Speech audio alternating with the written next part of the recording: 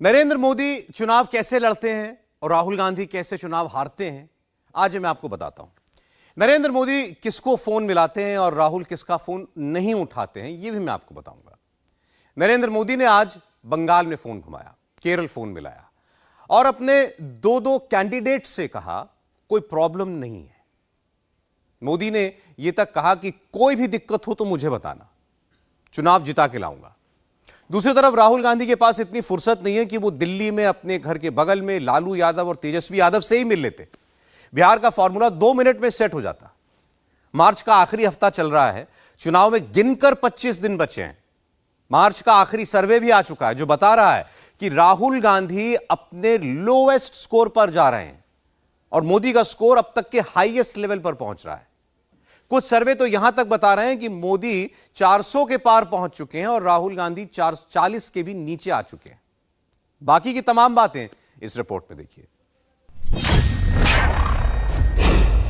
नरेंद्र मोदी को 84% वोट, क्या इसे लॉक कर दिया जाए? नरेंद्र मोदी की पार्टी को 370 सीट, क्या इसे भी लॉक कर दिया जाए? एनडीए को 450 सीट, क्या इसे ही 24 का फाइनल स्कोर मान लिया जाए? अगर हां, तो यह कैसे होगा? मोदी को 84% वाला कौन सा रामबाण मिल गया है?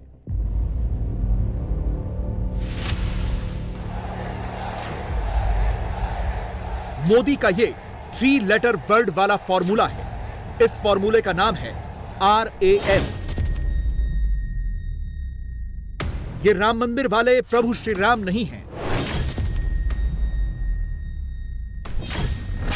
इस रैम में R का मतलब हुआ रीगेन, A का मतलब हुआ अटेन और M का मतलब हुआ मेंटेन। और इसी में है एनडीए को 450 सीटों का सीक्रेट।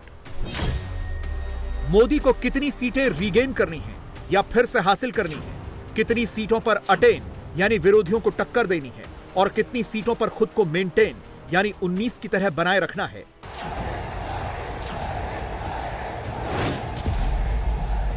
आज हम मोदी के इसी सीक्रेट को फुल डेटा एनालिसिस के साथ डिकोड करेंगे।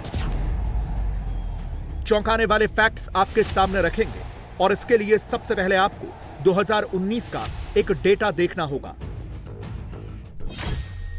2019 के चुनाव में बीजेपी ने अकेले 436 सीटों पर चुनाव लड़ा था, 303 सीटें जीती थीं और तब मोदी का स्ट्राइक रेट था करीब 70%। 543 में से एनडीए को टोटल 353 सीटें मिली थीं। इसका मतलब हुआ एनडीए का स्ट्राइक रेट था 65%। सवाल है कि 370 सीट के लिए मोदी को अपना स्ट्राइक रेट कितना बढ़ाना होगा? 450 तक पहुंचने के लिए एनडीए को कितने परसेंट एक्स्ट्रा वोट जोड़ने होंगे? पहले इसे समझिए। इस बार बीजेपी 543 में से 440 सीटों पर चुनाव लड़ सकती है, यानी 2019 से 4 सीट ज्यादा। इनमें से 405 सीटों पर कैंडिडेट्स के नाम फाइनल हो गए हैं, यानी करीब करीब 90% सीटों को कवर कर लिया गया है। इन 440 में से अगर मोदी को 370 सीटें हासिल करनी है तो मोदी को अपना स्ट्राइक रेट 2019 के 70% से बढ़ाकर 84% पर लेकर जाना होगा। रही बात एनडीए की, तो उसे 450 सीटों का टारगेट अचीव करने के लिए अपना स्ट्राइक रेट 2019 के 65% से बढ़ाकर 2024 में 82% तक लेकर जाना होगा। यह बहुत टफ टास्क है। मोदी की राह इतनी भी आसान नहीं है। सवाल अब भी वही है, मोदी इस लक्ष्य को कैसे अचीव करेंगे?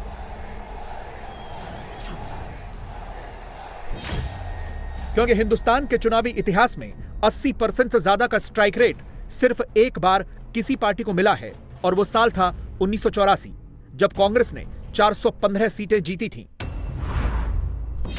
मगर मोदी ने अब इसका काट ढूंढ लिया है और वो काट है RAM वाला फॉर्मूला। इस फॉर्मूले से मोदी 370 और एनडीए 450 वाले रूट पर आगे बढ़ेंगे। यानी एक ऐसा वक्त जब राहुल अपनी चुनावी स्ट्रेटजी नहीं बना पा रहे, या तो ईवीएम को कोस रहे हैं या मोदी मोदी कर रहे हैं। जब कांग्रेस अपनी सीटें नहीं गिन रही, कोई और ही गिनती कर रही है। उस वक्त नरेंद्र मोदी 24 में हैट्रिक कैसे बने, इसकी RAM वाली स्क्रिप्ट लिखकर बैठ चुके हैं। तो चलिए सबसे पहले मोदी के इसे रीगेन, अटेन और मेंटेन वाली स्ट्रेटजी को सीट वाइज एक्सप्लोर करते हैं। 2014 में बीजेपी ने 282 सीटें जीती। 3 दशकों में पहली बार किसी पार्टी ने लोकसभा चुनाव में आधी से ज्यादा सीटें जीती। 2019 में बीजेपी का ग्राफ 303 तक पहुंचा, मगर यहां एक ट्विस्ट है। 2019 में बीजेपी ने वो 35 सीटें गंवाई जो उसने 2014 में जीती थी, जबकि 56 नई सीटों पर बीजेपी को फायदा हुआ। 19 में हारी हुई 35 सीटों में से 14 यूपी की थीं, 6 बिहार की, 1 असम, बंगाल, तमिलनाडु, अंडमान और निकोबार, गोवा, राजस्थान और दादरा नगर हवेली, जबकि 2 सीट झारखंड, छत्तीसगढ़, आंध्र प्रदेश और महाराष्ट्र की थी। नोट करने वाली बात यह है कि 2019 में 35 में से 9 सीटें बीजेपी ने अपने सहयोगियों को दी थीं। इसलिए कायदे से 2019 में बीजेपी को 26 सीटों का नुकसान हुआ। 24 में 370 का टारगेट हासिल करने के लिए मोदी को 14 में जीती और 19 में हारी ये सारी 26 की 26 सीटें रीगेन यानी हासिल करनी होगी। ये मोदी के RAM वाले फॉर्मूले में R का मतलब हुआ। अब फॉर्मूले का लेटर नंबर 2 यानी A, जिसे हम अटेन कह रहे हैं, उसकी बात करते हैं। 370 के लिए मोदी को नई सीटों पर बढ़त बनानी होगी, नंबर्स बढ़ाने होंगे, स्ट्राइक रेट में बंपर इजाफा करना होगा।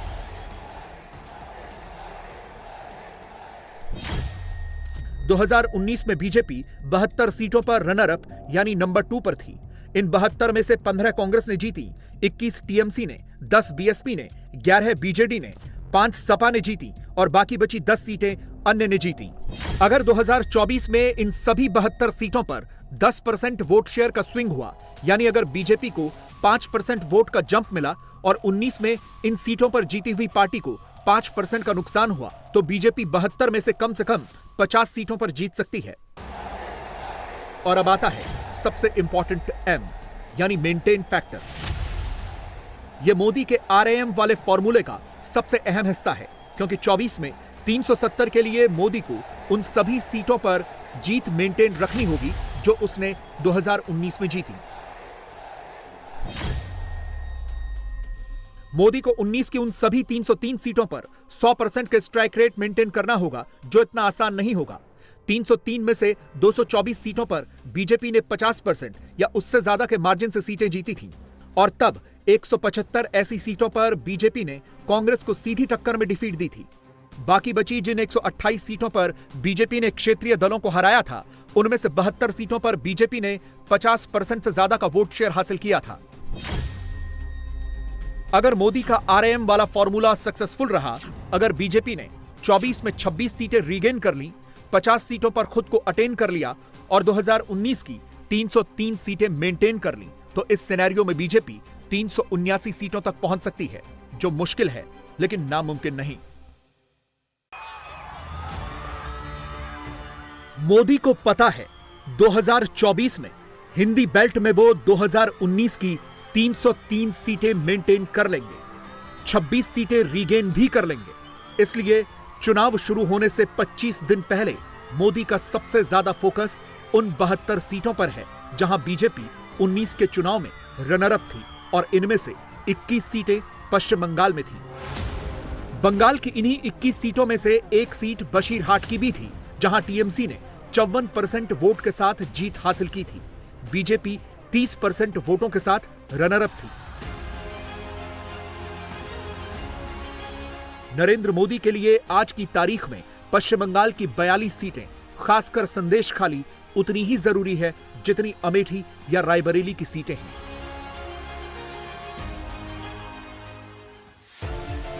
इसीलिए अब की बार बीजेपी ने बशीरहाट सीट से संदेश खाली की पीड़िता रेखा पात्रा को मैदान में उतारा है। मगर ओपिनियन पोल के आंकड़े बता रहे हैं कि बीजेपी इस वक्त बशीरहाट में टीएमसी से पीछे चल रही है, ममता आगे चल रही है। बंगाल में अच्छी फाइट देने के बावजूद मोदी कोई चांस नहीं लेना चाहते।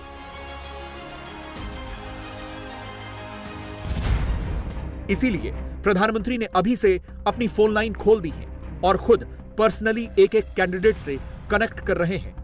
कहां कहां दिक्कत हो रही है, कहां मदद चाहिए, कितनी मदद चाहिए, सब पूछ रहे हैं। और 24 के लिए मोदी का यह पहला फोन कॉल गया है बशीरहाट से बीजेपी कैंडिडेट रेखा पात्रा को। रेखा जी नमस्कार। नमस्कार प्रधानमंत्री जी, आपका बहुत धन्यवाद।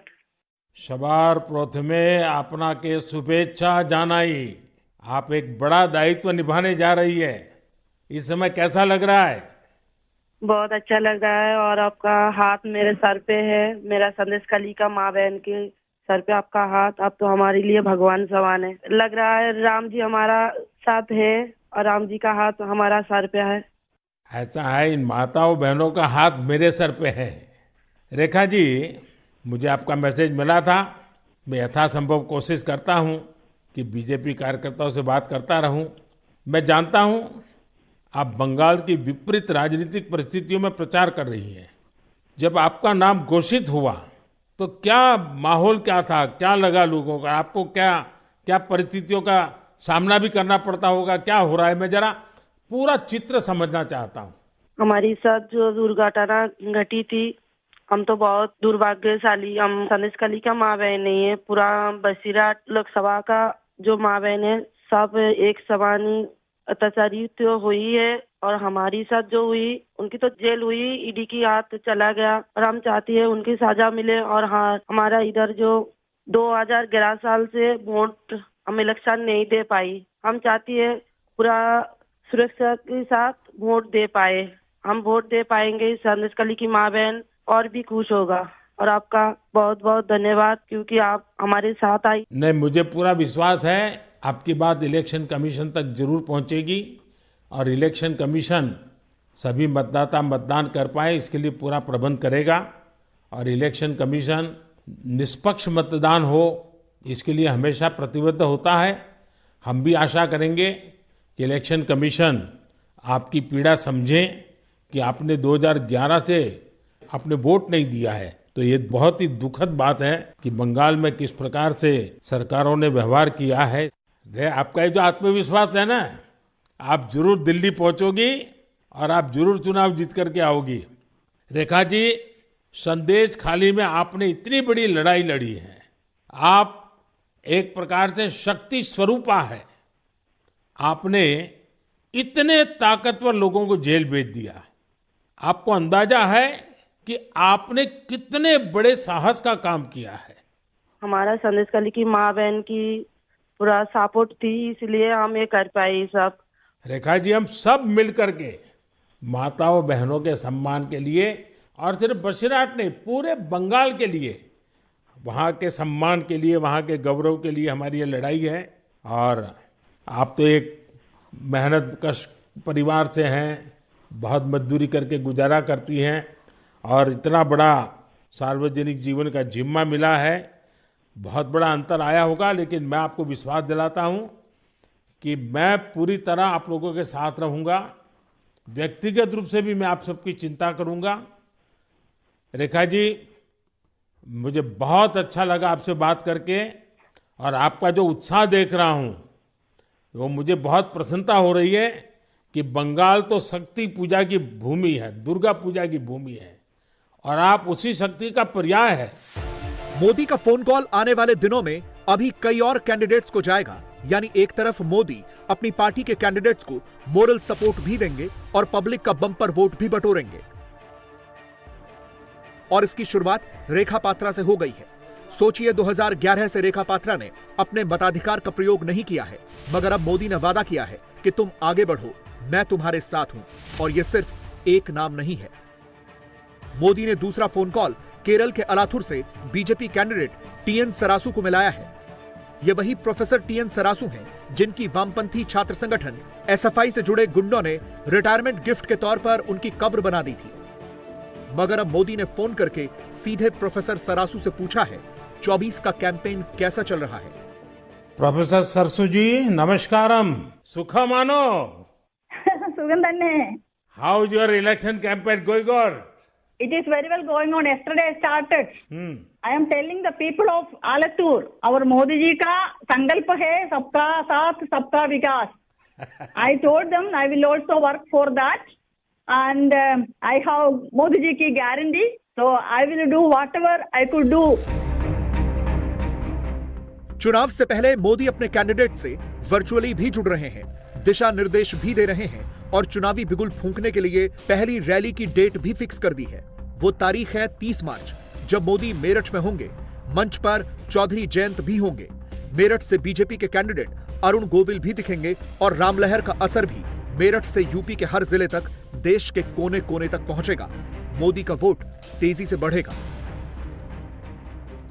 मैं जो करता रहा आज तक, वो एक तरह से आप कह सकते हैं कि वो भी सेवा का एक रूप था, और अब ये लोगों की सेवा का, हमारे भाइयों बहनों की सेवा का एक दूसरा रूप अब यहाँ से शुरू होगा।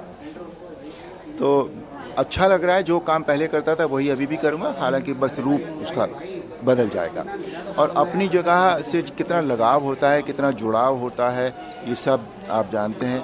मैं 2-3 साल पहले लास्ट टाइम जब मेरठ गया था, तो वहाँ के मतलब आज जब से ये हुआ है कि मुझे मेरठ से चुनाव लड़ना है, तब से वहाँ का मेरा पुराना घर, मेरे जिन गलियों में, जिन कूचों में, जिन स्कूल्स में मैं पढ़ा हूँ, वो सारे मेरी नज़रों के सामने जो है वो घूम रहे हैं। And I would love to be there, and I would love to meet people, and I would love to work for the people of Meerut and हाप तो देखिए है, इस समय पूरा देश, पूरा विश्व जो है वो राममय है ना। और रामलला का मंदिर बना है इतने सालों की जद्दोजहद के बाद। तो ओवरऑल माहौल बहुत एनर्जेटिक है, बहुत अच्छी ऊर्जा है।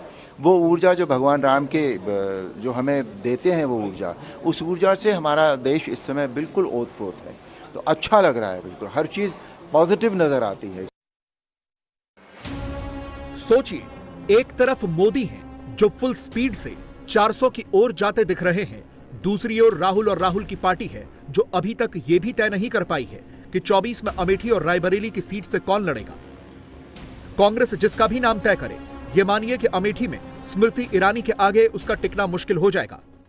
क्या एक भी वोट उस पार्टी के लिए जा सकता है जिन्होंने राम के अस्तित्व को नकार दिया?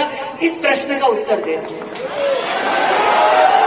क्या उस कांग्रेस पार्टी का क्या एक भी व्यक्ति स्वागत करेगा जिसने भव्य राम मंदिर में राम जी की प्राण प्रतिष्ठा समारोह के लिए आमंत्रण को ठुकरा दिया?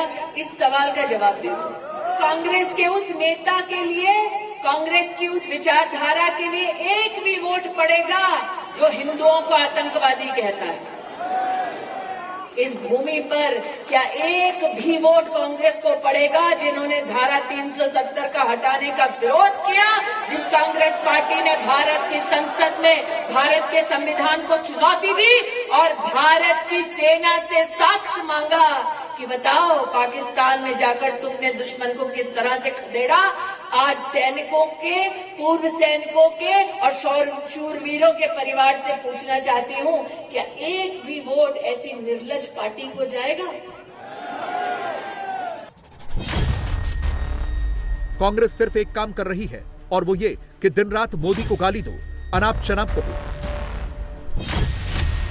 कभी वसूली भाई वाला टेक्स्ट कांग्रेस की टाइमलाइन पर दिखते हैं। राहुल की पार्टी कभी मटका वाला फोटो वायरल कराती है, बस वोट नहीं पाती है।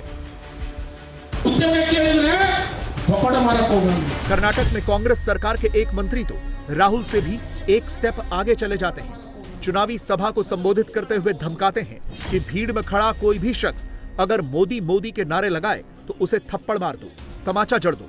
राहुल ने 6000 किलोमीटर की भारत जोड़ो यात्रा के बाद ऐसे ही मोहब्बत की दुकान खोल रखी है। अब बताइए, कर्नाटक के कांग्रेस सरकार के संस्कृति मंत्री श्री शिवराज तंगडाडी ने बयान दिया है कि जो छात्र मोदी मोदी के नारे लगाएं उनके ऊपर थप्पड़ मारने चाहिए। मैं पूरे देश के जो भी इंटेलेक्चुअल एस्टैब्लिशमेंट के लोग हैं, अपार्ट फ्रॉम इंडी गठबंधन, पूछना चाहता हूं, क्या इस देश में लोकतंत्र को समाप्त करने का अरण्य रोदन करने वाले, कि रुदाली करने वाले लोगों से पूछना चाहता हूं, राजनीतिक नारे लगाने के ऊपर आप थप्पड़ मारने की बात करेंगे, और वो भी प्रधानमंत्री जी के नाम के ऊपर, और आप कहेंगे कि यह लोकतंत्र है। ये अवश्यंभावी हार की हताशा में हिंसा तक उतर आने की एक खतरनाक प्रवृत्ति का प्रतीक है। अपनी हार को निश्चय देखते हुए इंडी गठबंधन के नेताओं की निराशा, हताशा और कुंठा इस तथाकथित मोहब्बत की दुकान के अंदर से एक जहरीली जुबान के रूप में सामने आती जा रही है। परंतु अब ऐसा प्रतीत होता है कि इस तथाकथित मोहब्बत की दुकान में सिर्फ जहरीले सामान ही नहीं है, यह किसी सियासी फरमान का हिस्सा है।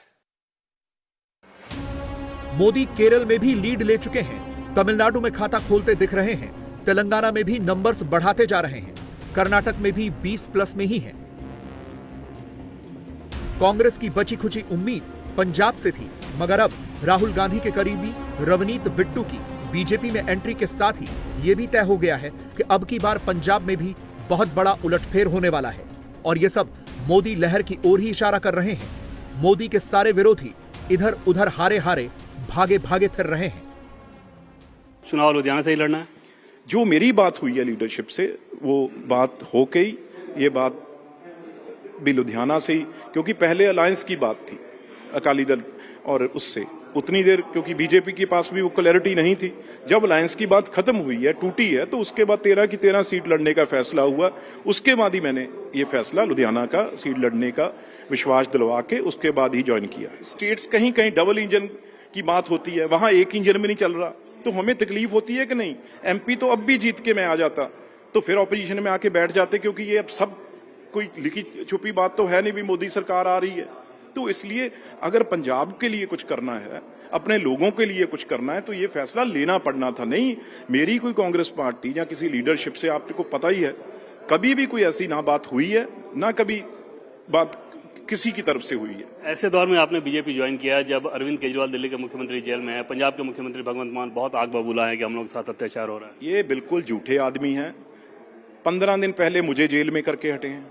15 दिन पहले नॉन बेलेबल, वो तो कोर्ट में बेल हो गई, तीसरे दिन मैं बाहर आ गया, और उसके अगले दिन इलीगल डिटेंशन में मुझे रखा 2 दिन, और डिस्ट्रिक्ट प्रेसिडेंट हमारे, और उसके बाद ही जब मैं फिर इनके अगेंस्ट लगा रहा, तो अब फिर नॉन बेलेबल एक और केस मुझ पे कर दिया। ये बातें करने वाले हैं, ये तो सिर्फ इन्होंने, एक केजरीवाल ने तो ऐसी हमारे चंगियारी लगा दी कि पंजाब को अब पता चलता है ना। अब कल आया भी कितने करोड़ों, कितने सैकड़ों करोड़ रुपया इसने खालिस्तानियों से लिए हैं। जो सामने अब रिपोर्ट आ रही है, वो पन्नू खुद बोल रहा है भी हमारे से ये 14 में भी इतने 100 सैकड़े करोड़ ले गया भुल्लर के छोड़ने के नाम पे। और ये तो टोटल देश को, और पंजाब क्योंकि बॉर्डर स्टेट है, तोड़ने की कोशिश कर रहा था उनके कहने के ऊपर। तो ये लोग अब समझ चुके हैं, इसकी जहां जगह है वहां ये जा चुका है। कांग्रेस पार्टी के हाथ से 50% वोट धीरे धीरे फिसल रहा है, और इसके पीछे है बस एक गलती। कंगना रनौत आज दिल्ली आ गई और उन्होंने कहा कि मैं कंगना हूं, लड़की हूं, लड़ सकती हूं। अचानक से इलेक्शन 9 शब्दों पर चेंज हो गया, जिसके बाद कंगना रनौत बेहद एग्रेसिव हैं और सुप्रिया श्रीनेत साइलेंट हो गई हैं। थोड़ी देर बाद कंगना की मुलाकात पार्टी हाईकमान से होने वाली है, लेकिन कंगना के नाम पर कांग्रेस फंस चुकी है। आगे क्या होगा देखिए।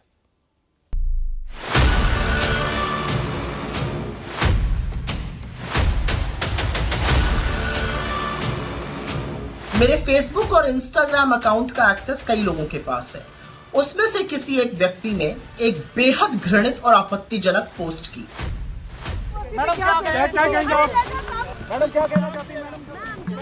किसी भी तरीके की जो महिला है वो डिग्निटी जो है वो डिजर्व करती है, और किसी भी महिला को अपमानित करना।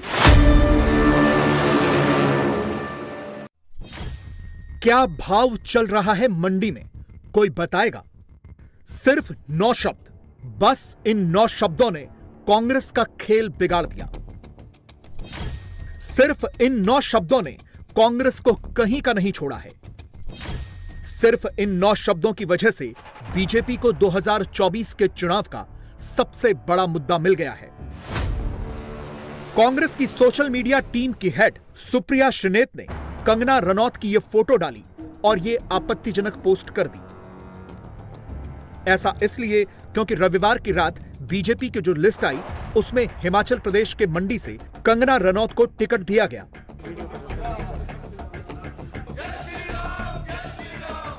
जिस पर कल यानी सोमवार को होली के दिन सुप्रिया श्रीनेत ने यह आपत्तिजनक पोस्ट कर दी। सुप्रिया श्रीनेत ने अपने इंस्टाग्राम के अकाउंट से यह आपत्तिजनक पोस्ट की और फेसबुक के अकाउंट से भी ऐसा ही पोस्ट किया, जिसमें कंगना की फोटो एक तरफ थी और दूसरी तरफ सब्जियों की फोटो थी। लिखा था कि क्या कोई बता सकता है कि मार्केट में क्या भाव चल रहा है, #मंडी कंगना रनौत। दूसरी तरफ कंगना रनौत मंडी में थी।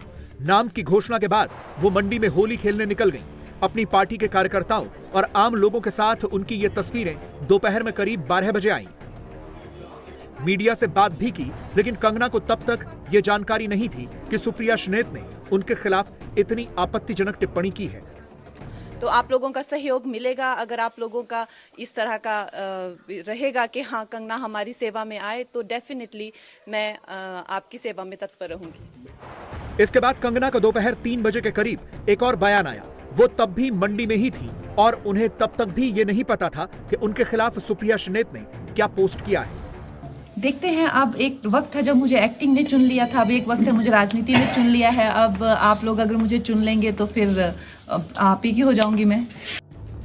लेकिन इधर सुप्रिया श्रीनेत की पोस्ट के बाद जबरदस्त हंगामा हो गया। चुनावी सीजन में इतनी बड़ी सेलिब्रिटी के अलावा अब बीजेपी की महिला प्रत्याशी के लिए ऐसे आपत्तिजनक शब्दों का इस्तेमाल, वो भी एक महिला के द्वारा, वो भी उस पार्टी की महिला नेता जिसके हाईकमांड में सोनिया गांधी है, प्रियंका गांधी है, तो हंगामा तो होना ही था। सुप्रिया श्रीनेत के फेसबुक और इंस्टाग्राम के अकाउंट से यह पोस्ट सोमवार की दोपहर को हुआ और ये दोनों पोस्ट करीब 3.5 से 4 घंटे तक खूब वायरल होते रहे।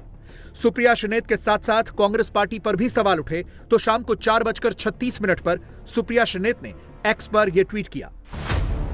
यह ट्वीट शाम को 4:36 का है, जिसमें सुप्रिया श्रीनेत ने सफाई दी है। इसमें लिखा है कि मेरे फेसबुक और इंस्टाग्राम के अकाउंट को कोई और हैंडल कर रहा था और उसी ने यह पोस्ट की। अब सफाई भी ऐसी थी कि हजम नहीं होती, इसीलिए हंगामा नहीं रुका। तो फिर शाम को 6:47 पर सुप्रिया श्रीनेत ने एक पोस्ट और की हिंदी में और यह बयान जारी किया। बयान में सफाई थी, लेकिन वो भी किसी को हजम नहीं हो रही। मेरे फेसबुक और इंस्टाग्राम अकाउंट का एक्सेस कई लोगों के पास है। उसमें से किसी एक व्यक्ति ने आज एक बेहद घृणित और आपत्तिजनक पोस्ट की। मुझे जैसे ही पता चला, मैंने सर्वप्रथम उस पोस्ट को डिलीट किया, क्योंकि जो कोई भी मुझे जानता है वो अच्छी तरह से जानता है कि मैं कभी भी किसी भी महिला के खिलाफ व्यक्तिगत भद्दी और भोंदी टिप्पणी कर ही नहीं सकती हूं। मैं इसकी घोर विरोधी हूं। फिर मैंने जानना चाहा कि आखिर ये कैसे हुआ। तब पता चला कि ट्विटर पर मेरा नाम का दुरुपयोग करके एक पैरोडी अकाउंट चलाया जा रहा है, सुप्रिया पैरोडी के नाम से। वहीं पर ये ऑब्जेक्शनेबल पोस्ट हुआ और वहीं से किसी ने कॉपी पेस्ट करके मेरे फेसबुक और इंस्टा पे डाला। मैं ये पूरी तरह से जानने में जुटी हूं कि जिन लोगों के पास एक्सेस था उनमें से किसने ये घृणित काम किया। साथ ही मैंने इस पैरोडी अकाउंट को भी ट्विटर को रिपोर्ट किया, क्योंकि ये पहली बार नहीं हुआ।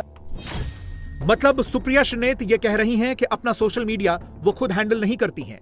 वो ये कह रही हैं कि उनके सोशल मीडिया अकाउंट का लॉगिन पासवर्ड कई लोगों के पास है। लेकिन सवाल ये उठता है कि जो भी उनके नाम से पोस्ट कर रहा है वो उन्हें ये भी नहीं दिखाता कि क्या पोस्ट हो रही है। इस हिसाब से तो कल को कोई भी नेता किसी के भी खिलाफ कुछ भी आपत्तिजनक पोस्ट कर देगा और जब विवाद होगा, सवाल होगा, केस होगा तो कह देगा कि मैं नहीं, मेरा ऑपरेटर हैंडल कर रहा था। सुप्रिया श्रीनेत की पोस्ट और उनकी सफाई के बीच में 3 से 4 घंटे का गैप था। क्या इस दौरान सुप्रिया श्रीनेत ने एक बार भी अपना मोबाइल फोन यूज नहीं किया? क्योंकि मोबाइल फोन पर तीनों ऐप एक साथ होती हैं, यानी फेसबुक, ट्विटर या अब एक्स और इंस्टाग्राम। अगर किसी एक अकाउंट से कुछ पोस्ट होता है तो नोटिफिकेशन आता है। उस पोस्ट पर लाइक, कमेंट या रीपोस्ट होता है तो उसके नोटिफिकेशन अलग से आते हैं। तो क्या सुप्रिया श्रीनेत को अपने मोबाइल फोन पर ऐसा कोई नोटिफिकेशन नहीं मिला है? कहीं ऐसा तो नहीं है कि जब सुप्रिया श्रीनेत ने यह देखा कि वो अब फंस सकती हैं तो वो ऐसी सफाई दे रही हैं? क्योंकि सबसे बड़ा सवाल तो यही है कि जो खुद कांग्रेस पार्टी की सोशल मीडिया टीम की हेड हो, जो खुद देश भर में कांग्रेस पार्टी के कार्यकर्ताओं को सोशल मीडिया हैंडल करने की ट्रेनिंग देती हो, जो खुद ये बताती हूं कि सोशल मीडिया पर क्या पोस्ट करना है, कैसा पोस्ट करना चाहिए, कैसे मैक्सिमम रीच और लाइक होनी चाहिए, कैसे गलती नहीं करनी चाहिए, उन्होंने खुद इतनी बड़ी गलती कर दी। बात ही इतनी बड़ी थी कि हंगामा होना तो तय था। हिमाचल प्रदेश के मंडी में तब तक शाम हो चुकी थी और तब तक कंगना रनौत को भी पता चल चुका था कि उनके खिलाफ क्या कहा गया। शाम को 5:35 पर कंगना ने सुप्रिया श्रीनेत के इंस्टा पोस्ट के स्क्रीनशॉट को ट्विटर पर पोस्ट किया और साथ में सुप्रिया श्रीनेत के नाम एक बड़ा सा पोस्ट लिखा कि उन्होंने अपने जीवन में कई तरह की भूमिकाएं निभाई हैं और हमें हर महिला का सम्मान करना चाहिए। सिर्फ 12 घंटे में कंगना रनौत नेशनल हेडलाइन हो गई थी। कल से लेकर आज तक ट्विटर पर कंगना रनौत और सुप्रिया श्रीनेत दोनों ट्रेंड कर रहे हैं।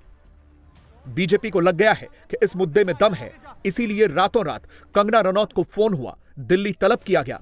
चंडीगढ़ एयरपोर्ट से दिल्ली के लिए फ्लाइट बुक हुई और मंगलवार की दोपहर को कंगना रनौत चंडीगढ़ पहुंची। मीडिया पहले से जमा थी। सवाल पूछा तो कंगना ने यही कहा कि जेपी नड्डा ने बुलाया है, उनसे मुलाकात के बाद ही बात करेंगे, और फिर अपने ट्वीट में कही बात को दोहराया।